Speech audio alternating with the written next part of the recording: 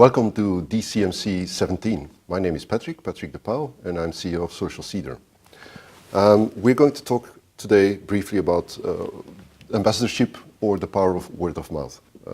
Before, I was commercial director of an airline company and tourism industry, and we saw that we put lots of energy in SEA, enormous amounts of money that went in there, but still it wasn't enough.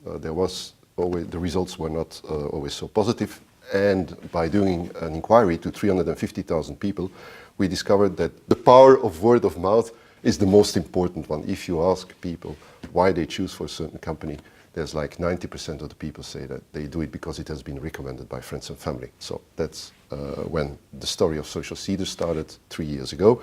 We made a platform whereby it's possible to share messages in your own name, because this is what makes the difference. It's not new that influencer marketing is growing. If you go into Google Analytics and you ask influencer marketing, you will see that there's a 5,000% increase in the last 2 years. So lots of companies and organizations are really looking into influencer marketing, and so ambassadorship is really all about influencer marketing. The trust worldwide, a Nielsen inquiry study discovered that there's 92% of the people that trust the word of friends and family more than all the rest. And if you look at the trustworthiness of ads on TV and SMS messages, they are between, I think, 47 and 32%. So it could be, or it is important to work with your co-workers or with your fans. Why does it work? Because we have about 3 years experience. We did about, I think, 16,000 campaigns, and we did discover some things.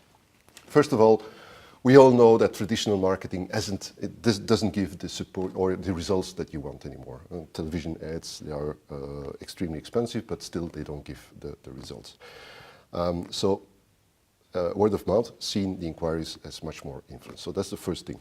It's just like this. We are all people, we trust each other, or let's hope that we trust each other. But you also have a bigger reach.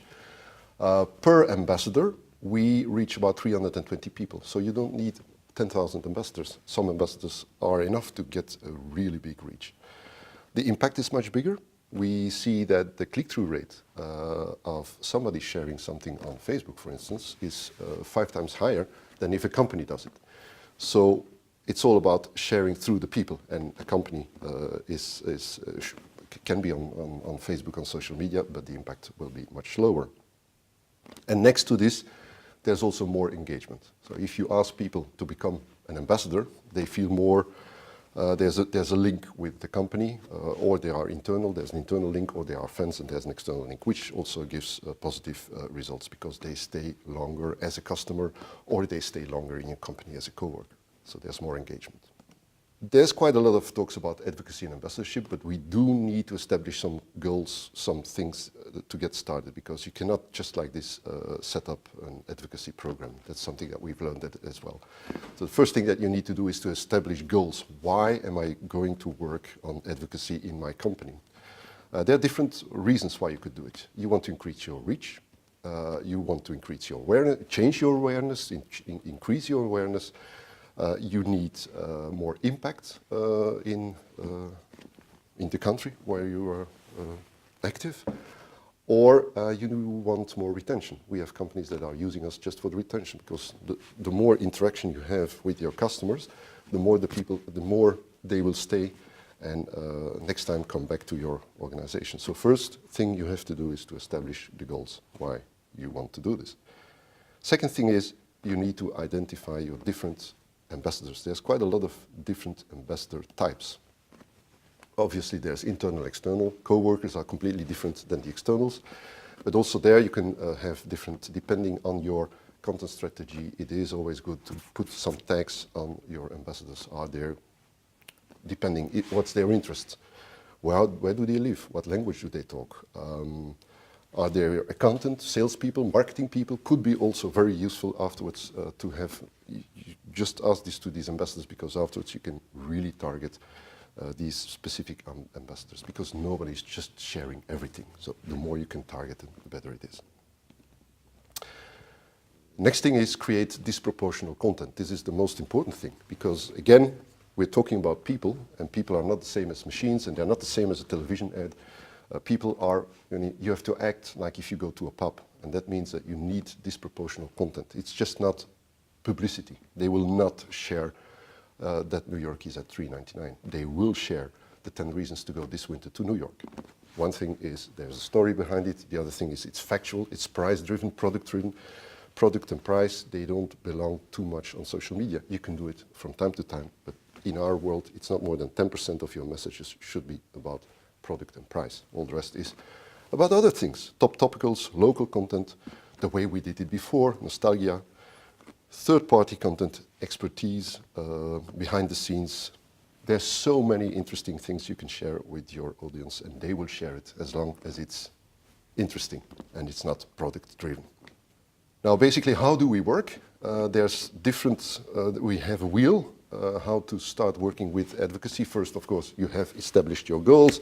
And then first thing, obviously, you need to recruit your ambassadors. There's not such a thing that everybody becomes an ambassador. You have to recruit them. They have to know it. There's no way that you can just import people into an ambassador program. It hasn't got any sense at all. The people really have to go for it. And the recruitment phase in our world is a recruitment phase where there's no incentive whatsoever. You need to really do it because I like the company, or I like the product, or I like the organization. It's not, again, something which is driven with money or with I can win something. Otherwise, you just have the ambassadors that you don't want. So first thing is good, honest recruitment. Always works. We have about 300 companies working with us. B2B, B2C, it always works. Next thing is activate them, but in a simple way. People like simple things.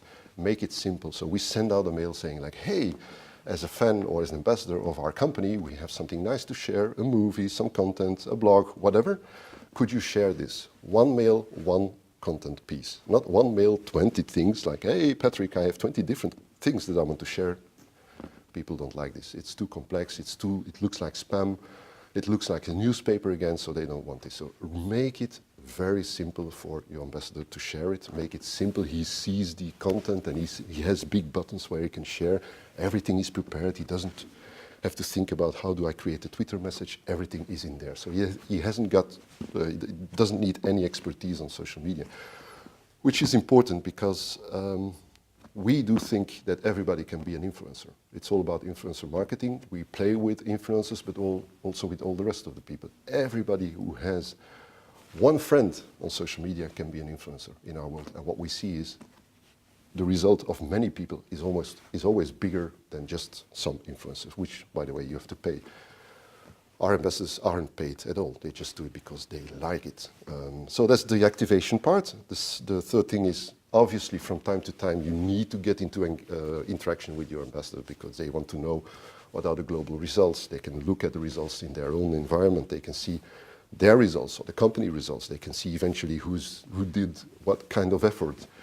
They could eventually go, we have companies working with corporate social responsibility. It means that the more you share, the more you donate something for a good cause. Or we have companies working as engagement part with what we say random acts of kindness.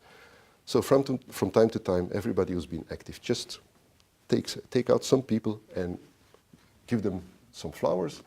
It creates miracles. If there's one thing that we've learned is you need to thank people. You don't need to give them iPads. There's no use doing this. So it doesn't have to cost so much, but you need to thank them for the efforts. And obviously, because everything is on social media and through internet, there's lots of behinds. There's what we call the harvest behind it. It's a dashboard which shows you who does what, with what efforts, through what social media, how many people came through my ambassadors, how many people came through my website or my blog site, or how many people saw my videos. So there's really the behind the scenes part, which gives lots and lots of insights. To go into some more takeaways, because again, we've been working in 4 or 5 countries in Europe at this moment, which is Belgium, Netherlands, Switzerland, Portugal, and Spain. There's always some takeaways, like if you want to start with it, what are the things that are important in order to succeed an ambassador program? First of all, always involve management. It doesn't work if management says like, hey, start with an advocacy program. We don't share, but you will have to share. It doesn't work. It will never work. It's still top-down. I have to show the example. So really involve management before you start working in a program, with a program like this. Give your ambassador program a name. Just like become an ambassador of my company is nice, but we have companies that call Proud to be ING, which is a bank. If you give it a name, it's much more tangible, and people like to belong to something, to a group. So if a group, you give them a name. Use advocacy also for recruitment and social selling. We see that lots of companies, they want to start an advocacy program because they want to create impact, and they think that it's also something which can save money on the traditional marketing spendings that they have. But we also see that there's lots of interest if you want to recruit and you look for the good people. You have people working for you. If you want to look for a developer and you have a developer that works already for you, what if he shares that message? The impact is gigantic. So it's almost free. So use it for recruitment and social selling. There are some companies that discovered that lots of salespeople, salespeople need to be present on social media, but not all salespeople are influencers. Not all salespeople are really social media savvy, but through the use of an advocacy program where you prepare everything and the only thing that they have to do is to put it on their LinkedIn or Twitter account, makes them being a thought leader, and that creates incoming marketing, so you can also use it as a social selling tool. Then next thing is, if you want people to put something on their social media for your company, try to make the content, or at least the wordings, like this, that it looks like if the guy wrote it himself. So it's not like, my bank is looking for new candidates. No, I'm looking for a colleague. This is something which creates much more impact. So always try to look at how would I say this as an ambassador and not as a company. This creates huge impact on social media. Obviously, without a content calendar, it will never work, so you need a content calendar. Otherwise, the people will receive some messages, then 2 months, no messages at all, and then again 3 messages in a day. That doesn't work. You need a good continuity in content, and therefore the content calendar. There's a completely different approach between internal and external ambassadorships. Internal ambassadors, they share different content than external ambassadors, so that's why you also have to give them tags. One of the most important things that we've seen is ambassadorship is not just something aside. It's something which is really, it creates big impact in companies. We have companies where sales, marketing, HR, internal, external they all work with the social seeder tool. So it creates, it's kind of, important thing in a company. And you do not give that to a junior guy. So it needs a driver. Ambassadorship, where we see that ambassadorship works is when you really have a driver. It's not a full-time, but you need a driver. The driver says like, okay, these are our most important people. They are our ambassadors. We need good content, a good frequency of content, and I'm going to look for the content. So you need somebody who drives the whole thing.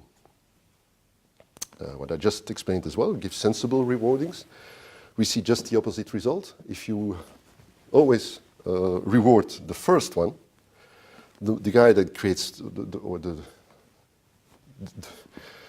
whatever coworker that creates the biggest impact, it's going to be often the same person. And then the 99% of the other people, they will at a certain moment, they will say like, why should I share all this? So give sensible rewardings. Don't give it always to the guys with the biggest impact. Do it, like we said, random acts of kindness is something which has a great and gigantic impact. Ask feedback for your ambassadors, because the ambassadors, they know why they share some things, and they also know why they don't share things. So it's a really important tool. We have a tool where you at least create, or where you can put questions so that you create feedback from your ambassadors and adapt your program based upon the feedback. And then the last thing is something that we've developed. We've developed something like, we call it an ambassador canvas. It's a theoretical model, but could be interesting, which in fact has all these important steps that you have to take before you start a program. And what we do at least is try to go with every company organization through the different steps before you start working on an ambassador. Why? Because you can only own an ambassador once. If you burn an ambassador, it's finished. So we don't want you to burn ambassadors. We want you to get more and more ambassadors. That's why you better be prepared before you start an ambassador program. But once prepared, I can assure you, we see huge impacts if you work with your coworkers or with your fans. Again, click-through rates are going up, and the reach is tremendous, even again with 50 ambassadors. The last thing I can say is we have very small companies, 2-3 persons working with us. We have large international banks working with us. We have NGOs working with us. We have the cities working with us. So there's lots of interest in ambassador marketing. It's not only the commercial companies, it's also the service industry, the non-governmental industry, and also the small, even the startups are really interested in working with ambassadorship, because even a startup or a company with 2 persons, they always have fans. You always have fans. Use the fans to promote your company and your service. I think it's about the 15 minutes as far as I'm concerned. Yeah. So thank you. If there's any question, I will answer them with pleasure. Thank you.